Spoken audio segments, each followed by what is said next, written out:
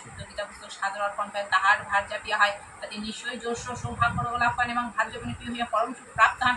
যে গৃহে প্রতিনিয়ত গীতা আলোচনা হয় তথাই অবিচার সম্বুদ এবং বর্ষ হইতে উদ্ভুত দুঃখ কদাচ উপস্থিত হয় না, বা তার আধ্যাত্মিক আদি প্রতীক আদিদেবীকে জীবিকা কোনো পীড়া অথবা কোনো রূপ ব্যাধি সে গৃহে কদাচ উৎপন্ন হয় না। সুতরাং তৎবাসী মানে সাপ কিংবা পাপ জাত দুর্গতি বা নরক প্রাপ্তির সম্ভাবনা থাকে না, বা যে কদাচ বিস্ফোরকারী দুষ্কর পীড়া উৎপন্ন হয় না। পরন্তু hey guys, welcome back to my channel. তোমরা কেমন আছো? আশা করছি তোমরা ভালো আছো, আমিও ভালো আছি। তো তোমরা দেখতে পেলে আজকে সকালের ভিডিওটা আমি শুরু করলাম গীতা পড়া দিয়ে। সকালবেলা স্নান করে পুজো করে নিয়েছি, তারপরে আমি প্রতিদিন গীতা পড়ি, গীতাটা পড়ে নিলাম। তো এখন আমি রান্না বসিয়ে দিয়েছি, কিছুটা রান্না হয়ে গেছে। আর আজকে আমি রান্না করবো ছোটো মাছের চচ্চড়ি, মসুরের ডাল, করলা আলু ভাজা। করলা আলু ভাজা, মসুরের ডাল রান্না হয়ে গেছে। এখন আমি করবো ছোটো মাছের চচ্চড়ি। তো আজকে ছোটো মাছের চচ্চড়িটা আমি কীভাবে করছি তোমাদের সাথে শেয়ার করবো। তো চলো তোমাদের সাথে ভিডিওটাকে শেয়ার করে নিই। তোমরা অবশ্যই পুরো ভিডিওটা কিন্তু দেখতে থাকো।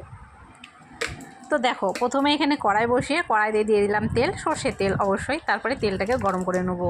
নিয়ে প্রথমেই আমি আজকে এনেছিল ময়া মাছ, হ্যাঁ, ছোটো ছোটো ময়া মাছ। তো মাছগুলোকে আমি প্রথমে দিয়ে পরিষ্কার করে লবণ হলুদ মাখিয়ে রেখেছিলাম, সেটাকে ভাজার জন্য বসিয়ে দিলাম।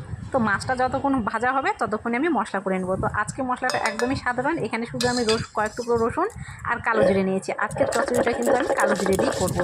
কালো জিরে দিয়ে কিন্তু ছোটো মাছের চচ্চড়ি খেতে খুবই ভালো লাগে। তো আমার তো খুব ভালো লাগে, তোমাদের কাদের কাদের ভালো লাগে অবশ্যই কিন্তু জানিও। তো মাছটা ভাজা বসিয়ে দিয়ে আগে এখানে মশলাটা আমি বেটে নিলাম। তো মশলাটা বেটে উঠিয়ে নিয়ে তারপরে চলে যাব সোজা একদম মাছ ভাজার কাছে। মশলাটা আমার বাটা হয়ে গেছে, এখানে দেখো মাছগুলো ভাজা হয়ে গেছে। তো মাছগুলোকে প্রথমে আমি এখানে উঠিয়ে নেব। তারপরে ওই কড়াইয়ের মধ্যে একটুখানি আবারও তেল দিয়ে দিলাম, দিয়ে দিলাম কালো জিরে ফোড়ন, আর একটা পেঁয়াজ কেটে রেখেছিলাম কুচি করে, সেই পেঁয়াজটাকে দিয়ে দিলাম। পেঁয়াজটাকে একটু নেড়ে চেড়ে নেবো, একদম লাল করে ভাজতে যাব না। তারপরে এর মধ্যে দিয়ে দেবো আগে থেকে কেটে রাখা আলু। তো আলুগুলোকেও আমি কেটে ধুয়ে পরিষ্কার করে রেখেছি। এবারে আলু আর পেঁয়াজ একসঙ্গে লাল করে ভেজে নেব। তো দেখো, এখানে আলু আর পেঁয়াজ একসঙ্গে লাল করে ভাজা হয়েছে। এবার যে মশলাটা বেটে রেখেছিলাম সেটা দিলাম, দিয়ে দিলাম হলুদ, তারপরে দিয়ে দিব এখানটায় স্বাদ মতো লবণ, আর দিয়ে দেবো অবশ্যই আমি লাল লঙ্কার গুঁড়ো।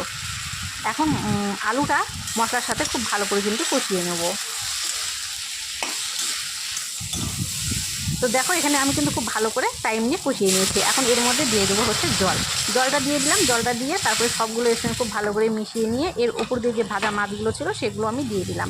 দিয়ে এবারে জলটা শুকানো অবধি আমি এটাকে ঢেকে দেবো।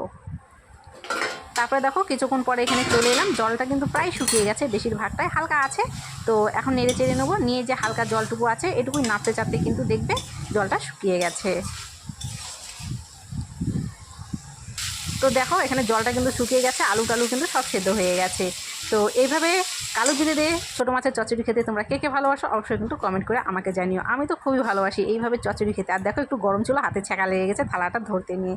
তো যাই হোক, কে কে এরকম চচ্চড়ি খেতে ভালোবাসো আমাকে কিন্তু কমেন্টে অবশ্যই জানিও। তারপরে দেখো, খাওয়া দাওয়া সেরে এখানে আমি বিকেলে একটুখানি অন্য ধরনের খাবার বানাতে বসে গিয়েছিলাম। তো যাই হোক, ভিডিওটা আজকে এতটুকুই করলাম। অবশ্যই চ্যানেলটাকে সাবস্ক্রাইব করো, ভিডিওটাকে লাইক করো, কমেন্ট করো, আর অবশ্যই কিন্তু ভিডিওটাকে শেয়ার করে দিও বন্ধু বান্ধব আত্মীয় স্বজন সকলের সঙ্গে। দেখা হচ্ছে তোমাদের সাথে পরের ভিডিওতে। সকলে তোমরা ভালো থেকো।